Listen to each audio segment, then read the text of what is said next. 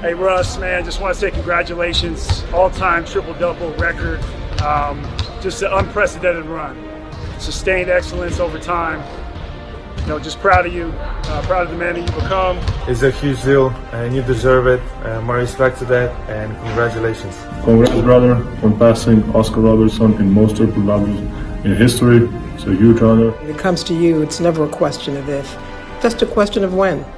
If it can be done, you're the guy to get it done.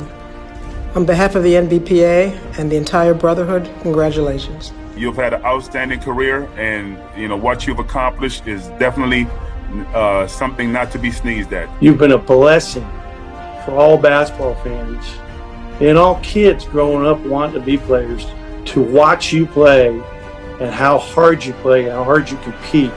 You are a great example for others. You're so humble in what you do. Your efforts is just impeccable. I remember when you first came into this building as a rookie and how you worked and where you are now at this point.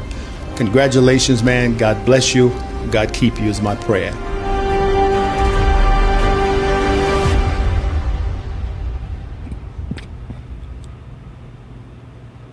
That's dope. That was a cool video. I like how they did the 180, the number in his name. That was really cool. Yeah. He deserves that. I don't know why they didn't ask you to be part of that video. Because you see at the bottom of all of those things, it was a lot of like Hall of Fame guys. This was the people that coached him. And then it was the community service people that could talk about how much he does in the community. Yeah. What would they?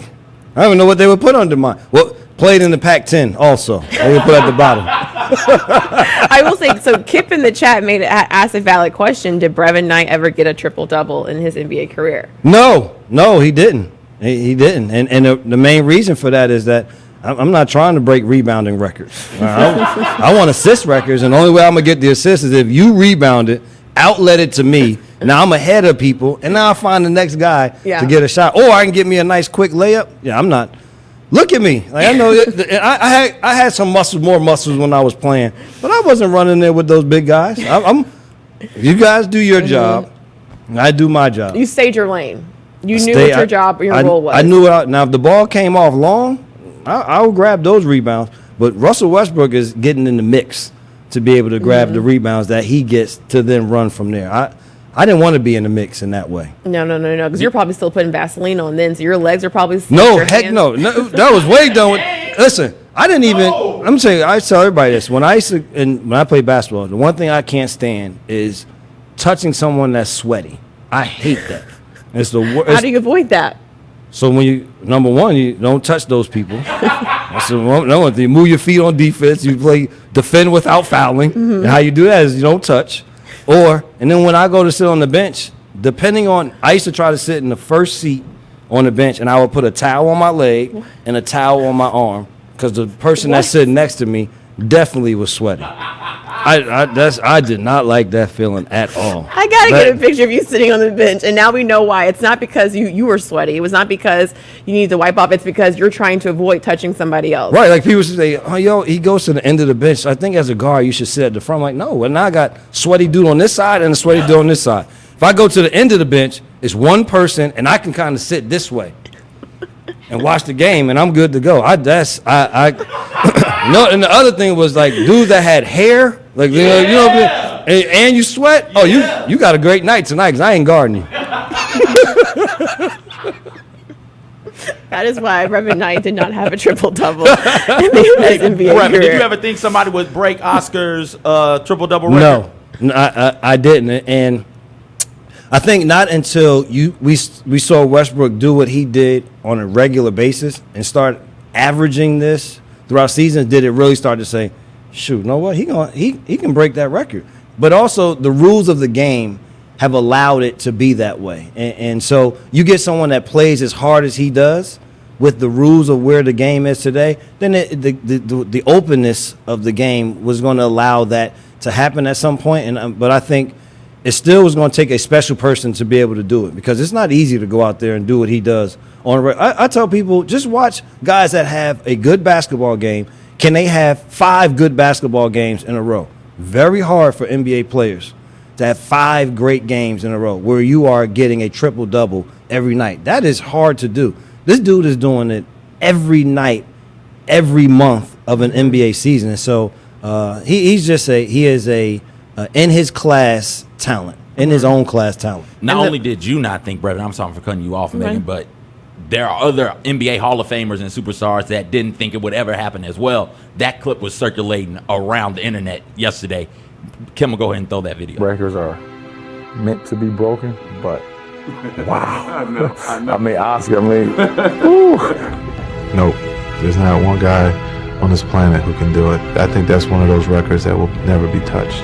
I don't think that's going to happen either, not for a whole year. What Oscar did with the triple-double, and that will never happen ever again. Never in history of the game. Wow. Guys. That's why I feel like there's got to be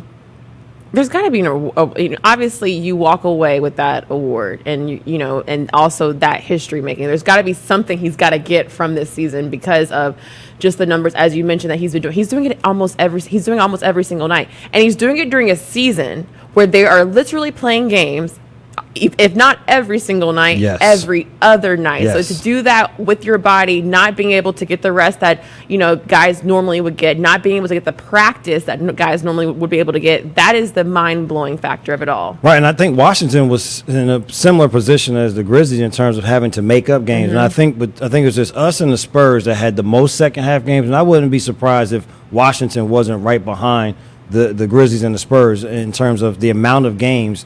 And he doesn't take nights off. He plays with that reckless abandon every single night. And so again, and he's not doing this 10, 10, and 10.